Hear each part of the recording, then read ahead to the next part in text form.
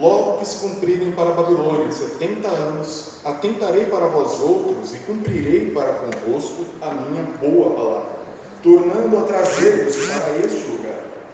Eu é quem sei que pensamentos tenho a vosso respeito, diz o Senhor. Pensamentos de paz e não de mal, para vos dar o fim que desejais. Então me invocareis, passareis a orar a mim, e eu vos ouvirei. Buscar-me-eis e me achareis, quando me buscardes de todo o vosso coração. Serei achado de vós, diz o Senhor, e farei mudar a vossa sorte. Congregar-vos-ei de todas as nações e de todos os lugares para onde vos lancei, diz o Senhor, e tornarei a trazer-vos ao lugar onde vos mandei para o exílio. Vamos orar mais uma vez, pedindo que Deus nos auxilie na compreensão e na vivência da sua palavra. Pai bendito, nós te louvamos por esse momento. Que grande privilégio ouvir a tua voz. E pedimos, Pai, que nesse momento de exposição da tua palavra, o Senhor fale conosco, molde nossa vida, Pai, confronte os nossos pecados, Pai, e nos conduza no caminho correto que o Senhor tem para nós. Pedimos, Pai, que o teu Espírito que inspirou a tua palavra ilumine nossa mente para que possamos compreender e viver de acordo com o que o Senhor tem nos revelado. Pedimos isso em nome do Senhor Jesus. Amém. Meus irmãos, estamos chegando ao final da série Deus e Nossos Planos. Semana que vem teremos o último sermão dessa série. E o objetivo da série de mensagens do mês de janeiro era mostrar como que o ser de Deus, a sua maneira de lidar com o tempo e com tudo que acontece, influencia, confronta, mexe com a nossa perspectiva, muda os nossos planos e como isso é maravilhoso. Passamos por alguns textos maravilhosos que nos deixam felizes, textos que nos deixam assombrados, como é o caso de Jó semana passada, mas são textos necessários para termos uma visão correta sobre quem é o nosso Deus. E o texto de hoje é mais um daqueles textos difíceis. À primeira vista ele pode parecer um texto muito bonito, mas se você ler desde o começo do capítulo 29 até o final dele, e o restante do livro de Jeremias, você vai perceber que a situação aqui não é nada bonita. As coisas estão bem difíceis no meio do povo de Deus. E a grande questão que surgia no coração do povo de Deus naquela época, e talvez surja no nosso, são perguntas do seguinte tipo: Senhor, se eu sou teu filho, se eu sou parte do teu povo, se o Senhor me ama, por que coisas difíceis acontecem conosco?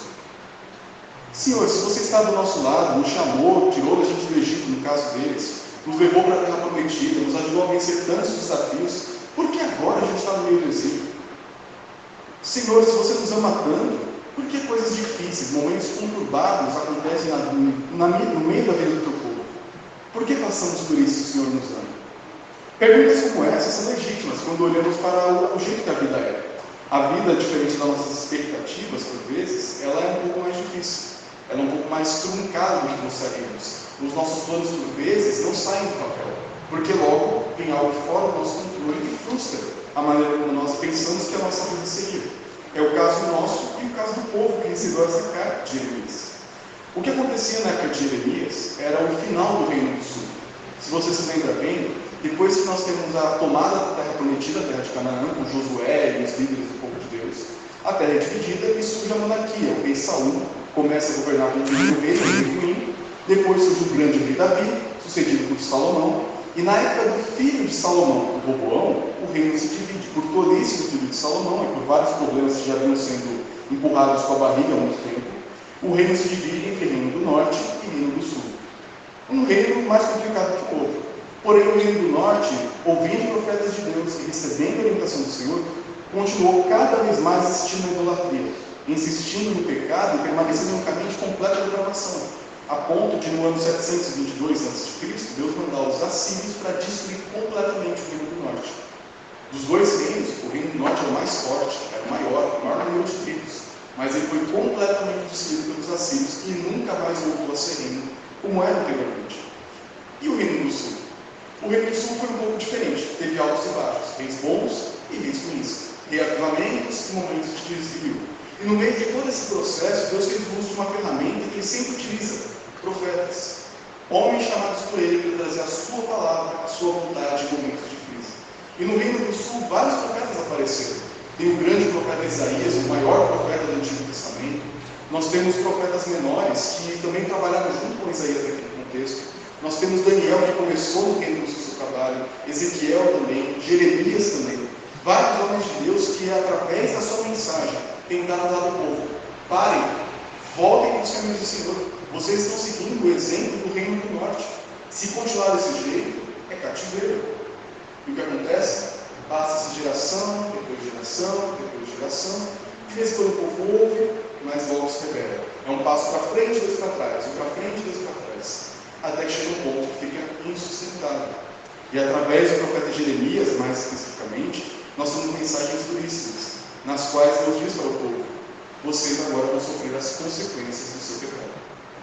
Eu avisei vocês desde madrugada, uma forma de falar que desde o começo, desde cedo, eu para vocês, através dos profetas, que o pecado de vocês vai levar à destruição. A rebeldia de vocês vai trazer uma disciplina necessária. E vocês não vão escapar se não se arrependerem antes.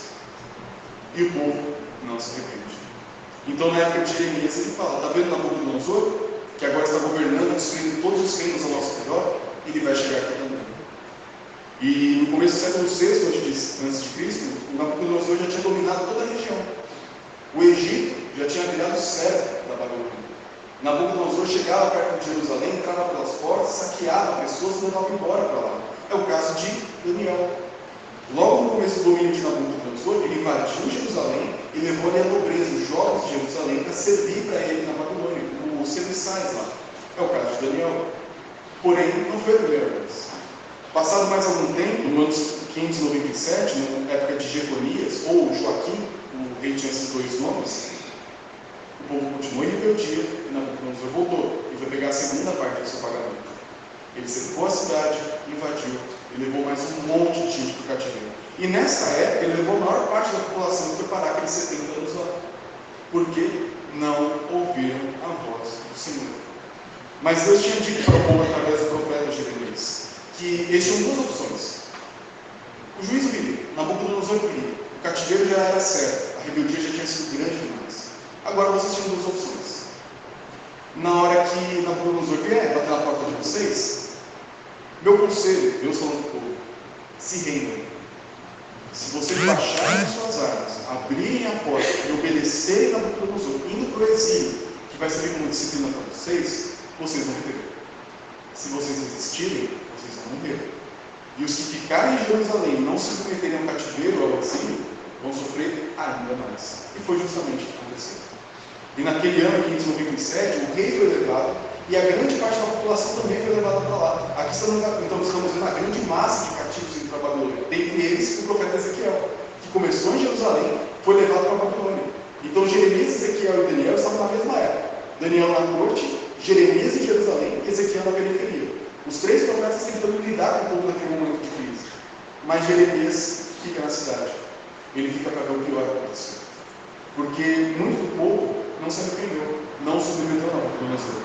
E depois de uma década quase, Nabucodonosor volta e mata todo mundo. Destrói a cidade, destrói tudo. O povo que ficou não teve esperança. Pouquíssimos escaparam, foram lá para o Egito e levaram Jeremias juntos contra a vontade dele.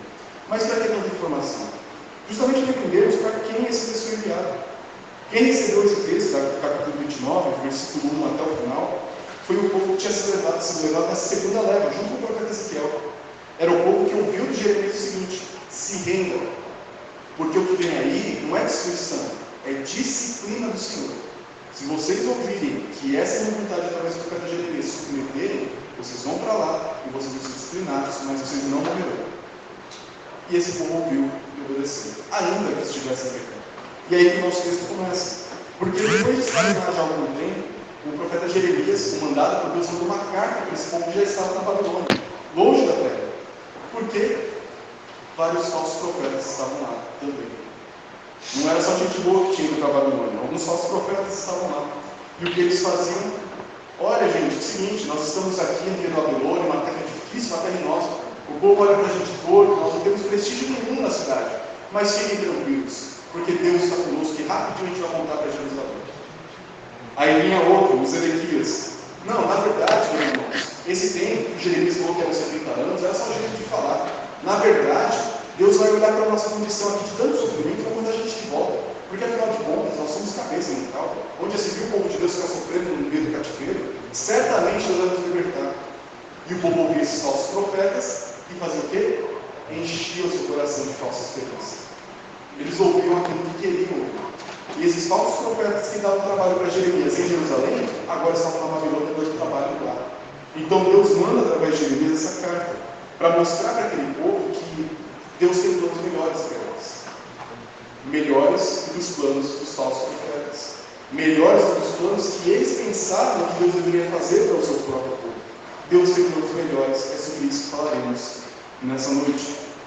O texto começa nos mostrando um pouquinho mais esse contexto, versículo 10. Assim diz o Senhor: logo que se cumprirem para a Babilônia 70 anos, e não os poucos que os falsos profetas falavam, atentarei para vós outros, e cumprirei para convosco a minha boa palavra, tornando a trazê-los para este lugar. Os falsos profetas falavam o quê? Ih, gente, rapidinho está de volta. Vai dar tudo certo, fiquem tranquilos.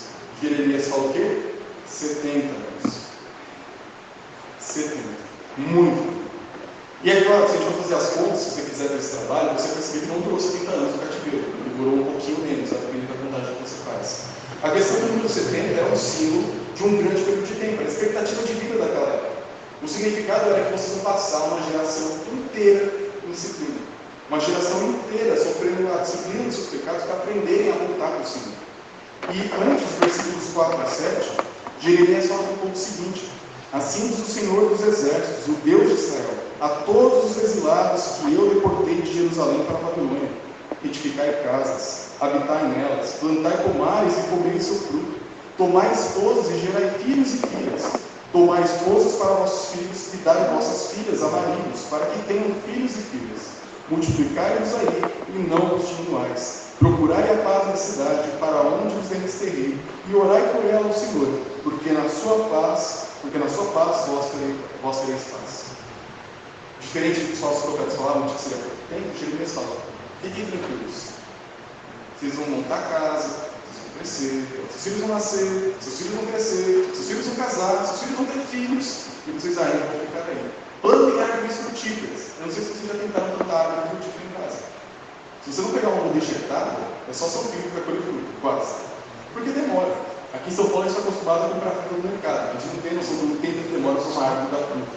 Tirando uma espécie ou outra mais alta aí, demora às vezes décadas. Uma tamareira, uma planta comum daquela época, hoje em dia a gente come, né? Com uma certa facilidade de as tâmaras, dizem que demorava 70 anos para nascer o primeiro cacho de frutas que dava para consumir. Antes disso era aquele caroço, uma fruta metadinha. 70 anos para sair com uma fruta decente. Hoje em dia a gente tem a facilidade de olhar, por exemplo, para o mercado e comprar tudo que a gente quer. Mas naquela época, plantar uma árvore frutífera envolvia justamente isso. Você vai plantar e esperar décadas, e décadas, e décadas, e décadas, se a árvore sobreviver, para então seu filho e seu neto colher os frutos dessa árvore. E quando nós olhamos então para o texto aqui, o profeta está falando: fiquem calmos, vocês não vão voltar tão cedo assim. E agora se imagine o lugar do povo, estando na Babilônia, ouvindo dos profetas de lá que não, gente, isso é uma maravilha, já passo aqui, é só um breve probleminha, mas de volta estaremos na nossa programação normal. Você recebe uma carta com elas. Muitos deles poderiam pensar: esse Jeremias aqui falou com a cabeça. Onde já se viu isso? Deus fazer a gente ficar 70 anos no cativeiro? Deus quer largar a gente numa situação tão complicada como essa? Que tipo de Deus é esse? E nós hoje podemos ter a mesma tentação no coração, de olhar para momentos de tribulação, de dificuldade, momentos de doença, momentos de dificuldade financeira que nós passamos, e pensar: onde já se viu o Filho de Deus passar por isso? Como que pode a Igreja de Deus passar por situações tão complicadas? Como que nós podemos chegar pela dificuldade da vida e pensar que Deus quer isso para a gente? O mundo de hoje não é muito diferente da época de Jeremias. Hoje em dia, vários cristãos e várias igrejas e vários movimentos divulgam aquela teologia que alguns chamam de teologia do coaching. A teologia do bem-estar. Tudo vai dar certo. Todo sermão é para deixar seu coração quentinho. Você sai da igreja emocionado. Você sai da igreja feliz, empolgado. Porque tudo vai dar certo. Porque Jesus te ama. Se Jesus te ama, tudo vai dar certo na sua vida. Todas as suas doenças vão ser curadas. Todos os seus problemas vão ser resolvidos. Suas crises familiares, é só vir aqui fazer a campanha XYZ que vai dar tudo certo. Porque Deus tem o melhor para você. Deus tem o melhor para a sua vida. E o plano de Deus é maravilhoso. Deus tem um plano especificamente envolve bênçãos sem medidas. Se você for dizimista, Deus vai abrir as janelas do céu e derramar bênçãos sobre você, e você vai prosperar, e você vai passar mais dificuldades. O seu trabalho vai ser realocado para uma posição muito superior. Tudo que você passar na vida vai ser deixado para trás, porque você é um filho de Deus, você é filho do rei, e você tem todo o direito de governar essa terra. É um discurso bonito. Milhares de brasileiros ouvem isso, milhões de brasileiros ouvem isso e gostam. Até mesmo gente que não frequenta a igreja gosta disso, porque é muito fácil de gostar de uma mensagem como essa. Tudo vai dar certo, tudo é maravilhoso. Você é o centro do coração de Deus. Deus acorda e dorme pensando em você e você fala não para você, do tanto que Ele te ama. Mas esse não é da Escritura. Porque no mesmo texto, no começo do versículo 4, no começo do versículo 10, Deus fala: eu mandei vocês para o cativeiro. Eu estou disciplinando vocês. Eu que fiz com que muitos de vocês morressem no seco, porque vocês ficaram insistindo nos pecados de vocês. Eu sou o Deus que sacou de trás de toda a calamidade que vocês passaram em Jerusalém. Eu sou o Deus que levantou Nabucodonosor II da Babilônia para destruir vocês futuramente. Eu sou o Deus que fez tudo isso. Eu amo vocês. Mas por amar vocês, como lemos na liturgia, eu disciplino. Por amar vocês e mandar profetas para conduzir vocês no caminho certo, vocês insistiram no caminho errado, eu vou disciplinar vocês. E aqui está a grande questão. Nós temos uma dificuldade tão grande de entender que disciplina é amor. Quando a gente fala de disciplina eclesiástica, algumas igrejas falam de colocar de banco. Né? A Bíblia ensina a colocar de banco. Ensina a comunicação e amor com a palavra de Deus, visando a restauração. O objetivo da disciplina eclesiástica, a disciplina de Deus na nossa vida, não é nos esmagar. Não é produzir uma tristeza que nos coloca em desespero. É mostrar para nós, você está errado.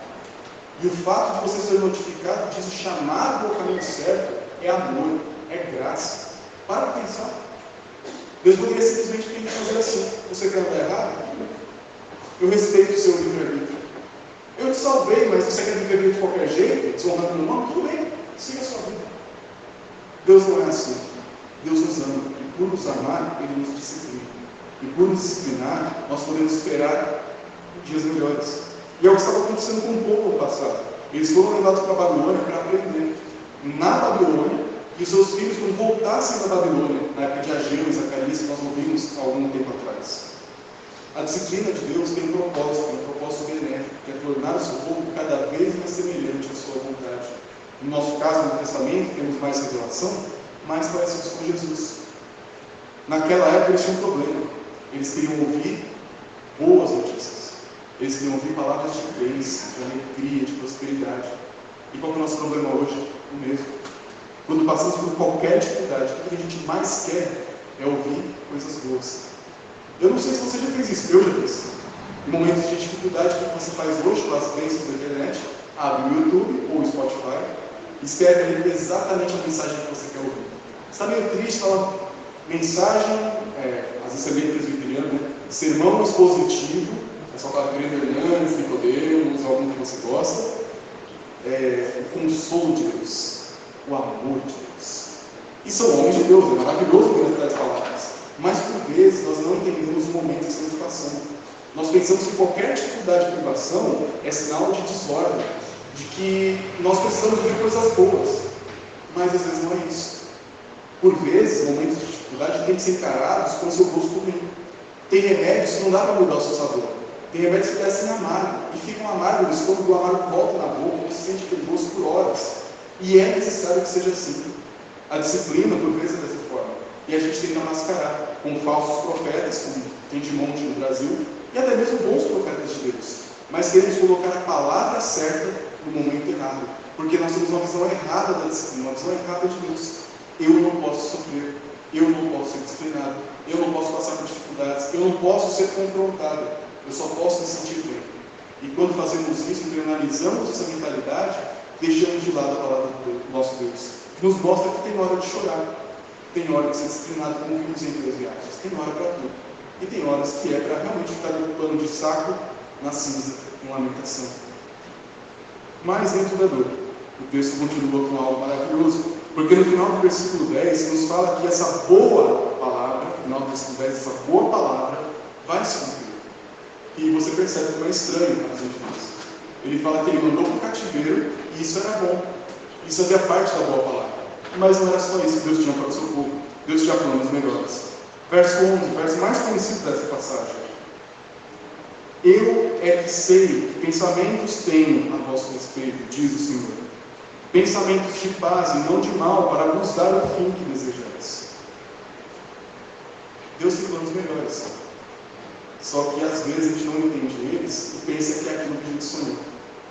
E quando Deus não nos dá aquilo que nós sonhamos, nós nos frustramos.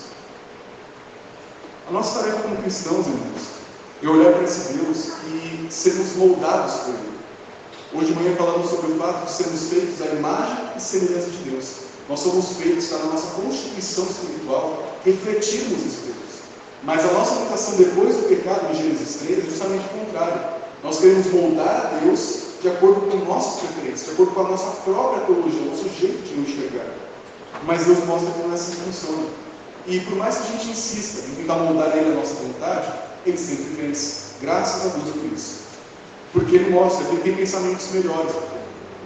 Ele, diferente dos profetas, esse eu é bem enfático na língua original. Eu é que sei que pensamentos têm a vosso respeito. Eu sei o que vai acontecer com vocês. Eu sei porque vocês estão aí. Eu sei a hora que vocês foram. E eu sei a hora que vocês vão voltar. Eu sei das dificuldades que vocês enfrentam na Babilônia. Eu sei o que vou fazer com vocês aí através do profeta Ezequiel e Daniel. Eu sei a hora que vocês vão voltar. Eu sei das dificuldades que vocês vão passar em todo esse processo de volta e reconstrução da nação. Eu sei o que eu tenho para vocês. E o que eu tenho para vocês é um caminho de paz. Eu tenho planos de uma vida abençoada. Paz, aqui para os judeus, a palavra shalom, que isso vai significar, shalom, é uma palavra que não é somente paz, que não tem conflito. A gente costuma sempre falar, paz não é ausência de conflitos. Mas para um judeu é muito mais do que isso. Paz, shalom, é a bênção de Deus. É viver a vida do jeito que Deus queria, do modo que Deus quer, desfrutando das bênçãos de Deus de viver do jeito certo. É um pacote completo da perfeita harmonia que existia no Éden, experimentada depois da queda. Quando Deus fala que tem pensamentos de paz, planos de paz para o povo, Ele está falando isso para eles. Vocês são no cativeiro, eu mando vocês para ir, mas não enxerguem errado. Tudo isso está dentro dos meus planos para vocês, para que vocês desfrutem da minha bênção. E como isso aconteceria? O restante do texto vai nos mostrar. Versículo 12. Então me invocareis, passareis a orar a mim, e eu vos ouvirei. Buscar-me-eis e me achareis quando me buscardes de todo o vosso coração. Serei achado de vós, diz o Senhor, e farei mudar a vossa sorte. Congregar-vos-ei de todas as nações e de todos os lugares para onde vos lancei, diz o Senhor, e tornarei a trazer-vos ao lugar de onde vos mandei para o exílio. Qual que é esse plano de paz que Deus tinha? Educação, transformação de coração, aprofundamento de relacionamento. Ele não diz para o povo que, olha, assim que vocês perceberem os propósitos, eu vou tirar vocês da Babilônia. Não, os 70 anos ainda aconteceriam. Deus ainda mandaria eles para lá, eles ainda permaneceriam e ainda voltariam, nada mudaria. Porém, o que Deus nos mostra, a palavra então pode deixar a gente um confuso na interpretação do texto. Esse então, no começo do versículo 12, não é que só depois da volta isso vai acontecer. Mas sabendo que eu tenho esses planos de paz, isso vai acontecer com vocês agora. Nada mudou. O plano de paz que Deus tinha para o povo naquele momento de disciplina era justamente que agora, que eles entendem que os falsos profetas os querem enganar, mas que Deus tem um plano melhor, que envolve a disciplina, que envolve o sofrimento, eles teriam tal postura. Sabendo quem é esse Deus de maneira profunda, eles invocarão esse Deus, buscarão a Ele em oração, e Ele vai ouvir, lá da Babilônia. Para um judeu estar fora da sua terra é algo terrível. Naquela época, eu já falei para vocês um tempo atrás, a mentalidade comum do Antigo Oriente era que os deuses estavam presos na sua terra.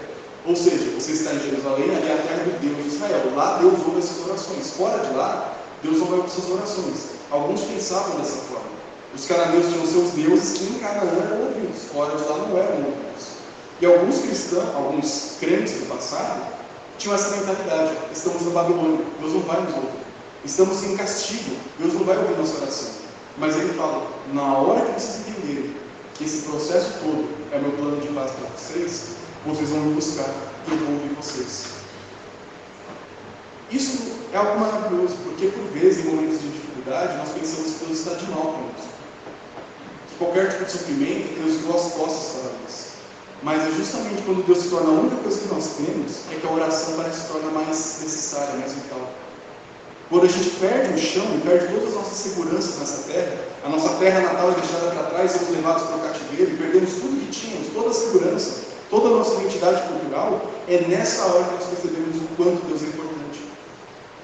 E quantas vezes Deus não nos faz passar por momentos de dificuldade na nossa vida hoje, para que nós aprendamos que Ele é o que realmente importa.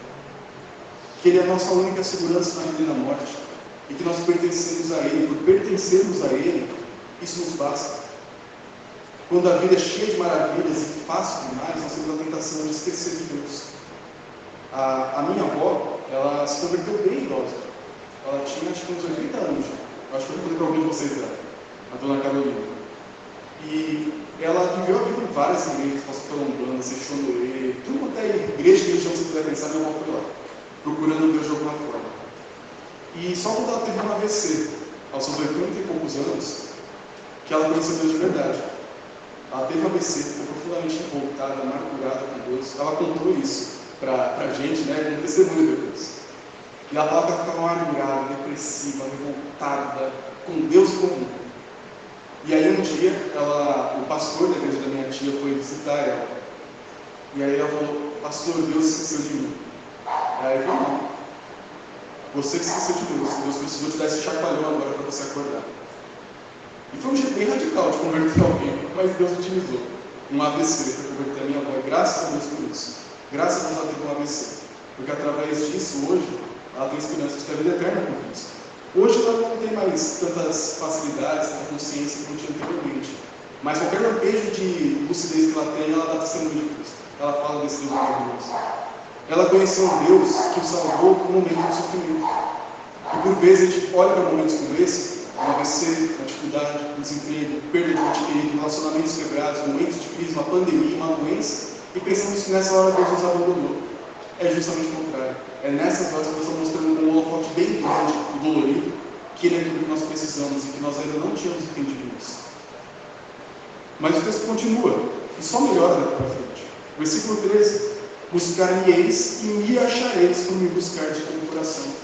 Na hora que vocês entenderem que eu sou tão importante assim para vocês, como vocês desprezaram por tanto tempo ouvindo o profeta Jeremias em Jerusalém, vocês vão me buscar. E quando vocês me buscarem, vocês vão me encontrar. Versículo 14: serei achado de vós, diz o Senhor, e farei mudar a vossa sorte.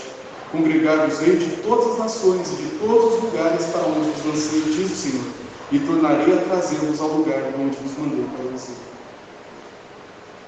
Deus pega o seu próprio pecado, o disciplina, vai passar por momentos de dificuldade, mas não é esse o propósito. A disciplina tem um fim proveitoso. Momentos de dificuldade na nossa vida servem justamente para nos refinar na fornalha de Deus, para que depois desse processo possamos olhar para Deus com uma lente mais nítida, possamos olhar para o nosso relacionamento com o Senhor com mais empenho, com mais proximidade, desfrutar cada vez mais esse relacionamento. E pense que bênção, vocês vão me buscar e vão me achar. Eu seria achado de vocês. Se Deus quisesse ignorar, Ele poderia fazer isso com todo direito. Mas Ele fala, vocês vão me procurar lá. E lá, na Babilônia, nos guetos da Babilônia, marginalizados, perseguidos, sofrendo vários problemas, lá vocês me encontrarão. Lá, o relacionamento que vocês não tinham em Jerusalém, vai ser encontrado lá na Babilônia. O que vocês não tinham na terra prometida no templo, vocês vão encontrar no exílio. E quando vocês encontrarem o relacionamento verdadeiro comigo no exílio, vai terminar esses 70 anos. Vocês vão voltar para a terra prometida, e foi o que aconteceu na história. E é o que acontece conosco muitas vezes. Deus tem propósitos para a nossa vida. Não somente no sentido de indivíduos, mas também de igreja. Nós acabamos de passar por uma grande pandemia. O Covid ainda existe, pessoas estão passando por dificuldades com ele, a pandemia não acabou 100%. Mas aquele grande momento passou, graças a Deus por isso. E nesse momento de pandemia, nós como igreja mundial passamos por diversas dificuldades. Nós tivemos o privilégio de comprar equipamentos, apesar das dificuldades que às vezes a gente tem, né? A tecnologia parece gostar de pregar peças na gente, mas apesar das dificuldades, nós tivemos recursos de comprar equipamentos, transmitir, de alguma forma manter contato com os irmãos. Agora, para pensar em igrejas em ambiente rural, talvez não tinham essa possibilidade. Igrejas de periferia não tinham verba para comprar equipamentos para poder transmitir o culto. Pensa em igrejas que até hoje, em países perseguidos, não têm essa oportunidade. Momentos de dificuldade são uma realidade do nosso mundo, mas são realidades necessárias, nas quais Deus nos refina. Muitas igrejas, depois da pandemia, perceberam o valor da unidade, o valor de estarmos juntos como igreja presencialmente.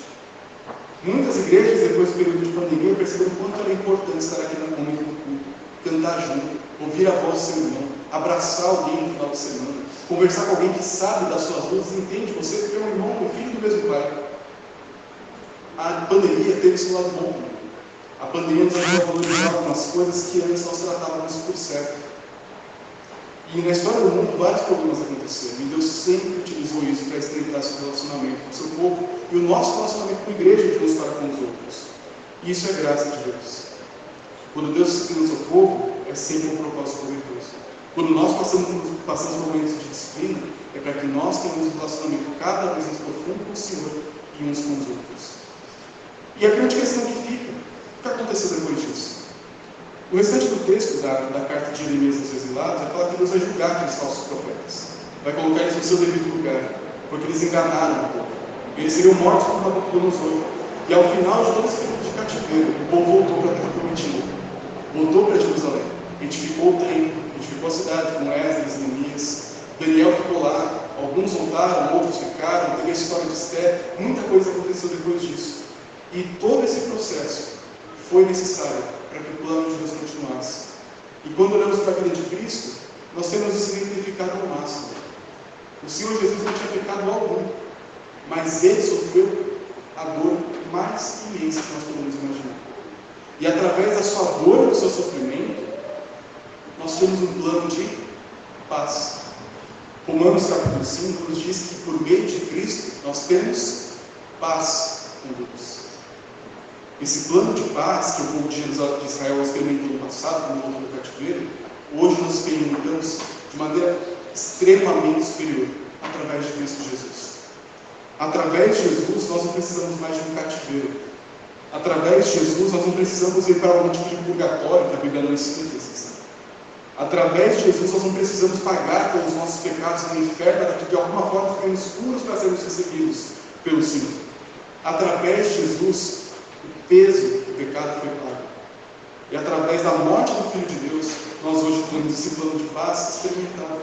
Através de Cristo Jesus, hoje nós podemos orar e sermos ouvidos pelo Senhor. Hoje, através de Jesus, podemos buscar o Senhor e Ele vai ser encontrado por nós, porque Ele é o Emmanuel, Deus conosco. Através de Cristo Jesus, as promessas de Jeremias 29 são levadas ao extremo. E nós experimentamos isso de maneira profunda. Algo que o autor dos Hebreus deixa bem claro para nós. Estamos em uma nova aliança. Uma nova etapa do relacionamento de Deus com o seu povo. Um relacionamento cada vez mais profundo. E isso nos basta. Por isso, meus irmãos, chegando ao final dessa mensagem, nós precisamos olhar para essa história do profeta Jeremias e a dificuldade que enfrentou com os exilados, olhar para a nossa vida e aprender algumas lições. A primeira delas é que em momentos de dificuldade é muito comum nós procurarmos vozes agradáveis. O povo fez isso no passado. Houve um Acabe, Zedequias e tantos outros falsos profetas que falavam justamente o que o povo queria ouvir. Por isso, meus irmãos, em primeiro lugar, quando passarmos por dificuldades, não enxergue isso como uma falha no plano de Deus. Não enxergue isso como algo atípico que você deveria de alguma forma contornar e escapar o mais rápido possível. Momentos de dificuldade vêm, e vêm pela providência de Deus. Deus falou, eu que mandei você para o cativeiro, e eu vou trazer você de volta.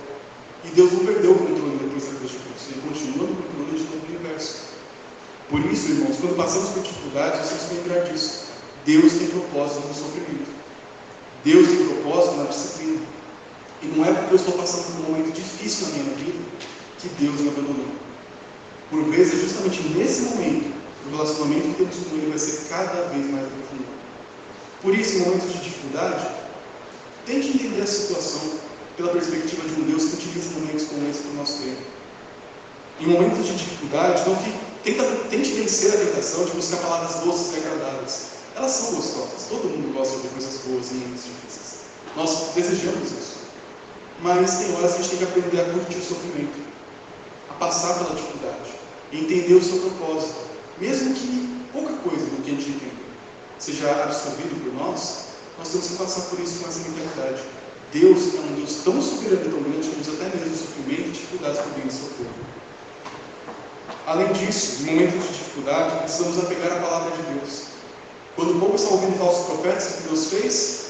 Jeremias, escreva uma carta, mande para eles. Ouçam o que eu tenho falado através do profeta Jeremias. Em momentos de dificuldade, nós precisamos lembrar que nosso Deus tem palavras para nós. Palavras para cada momento da nossa vida. Palavras para momentos de sofrimento, palavras para momentos de alegria, palavras para momentos de júbilo, para momentos de luto. Deus tem palavras para nós para cada circunstância. E quando passamos por momentos difíceis, precisamos voltar para a palavra de Deus. Olhar para a Escritura e pensar: Senhor, o que o Senhor quer que eu aprenda nesse momento? Qual é a lição que o Senhor tem preparado para mim nessa circunstância? E se estiver difícil de entender, e às vezes é realmente difícil de entender, peça ajuda para um irmão mais experiente. Converse comigo, converse com os presbíteros, converse com a comunidade da igreja, peça ajuda para os seus irmãos. Porque como comunidade, o povo foi para o cativeiro. Como comunidade, eles passaram por cativeiro. Nós hoje, como comunidade, também podemos, devemos nos ajudar. Falamos sobre isso na parte da manhã. Precisamos da palavra de Deus. Precisamos nos aconselhar mutuamente com a Escritura para que em momentos de dificuldade nós não venhamos a desmaiar na nossa fé, e sim sermos fortalecidos pelas promessas de Deus e caminharmos juntos no propósito que o Senhor tem para nós. Além disso, nós precisamos buscar a Deus em momentos de dificuldade. Vencer aquela tentação de, na hora que nós sofremos da mão do Senhor, falarmos assim: você bateu em mim, agora não quero mais falar com você não. Desde criança a gente tem essa mania, né? Nosso irmão nos bate, a gente faz bico, vira de costas e não fala mais com ele. Quando Deus nos aflige, e Ele nos aflige, a gente tem a mesma tentação. Talvez de forma um pouco mais refinada, um pouco mais adulta e disfarçada, até mesmo teológica, a gente costuma fazer isso. Mas em momentos de dificuldade a gente tem que aprender a buscar o Senhor. E é difícil fazer isso às vezes. Às vezes vai começar a oração falando assim: Senhor, eu não queria falar com você, porque eu não entendo o que eu estou passando, a dor está grande, o sofrimento é intenso, e meu coração me fala, quer me fazer acreditar de que o Senhor é mau, que o Senhor me abandonou. E é difícil falar com o Senhor nesse momento. Deus é grandinho, Ele ouve nossas orações sujas quando a gente ora desse jeito. E falar para Deus desse jeito: Senhor, está difícil acreditar no Senhor, mas eu sei, pela Tua palavra, pela fé, que o Senhor tem um propósito nisso tudo. Um propósito glorioso de me amadurecer e de me tornar mais parecido com Cristo. Então me ajuda a perceber, me ajuda a passar pela dor, com fé no Senhor. Me ajuda, talvez se você esteja passando por momentos como esse, a ajudar meu irmão que está passando.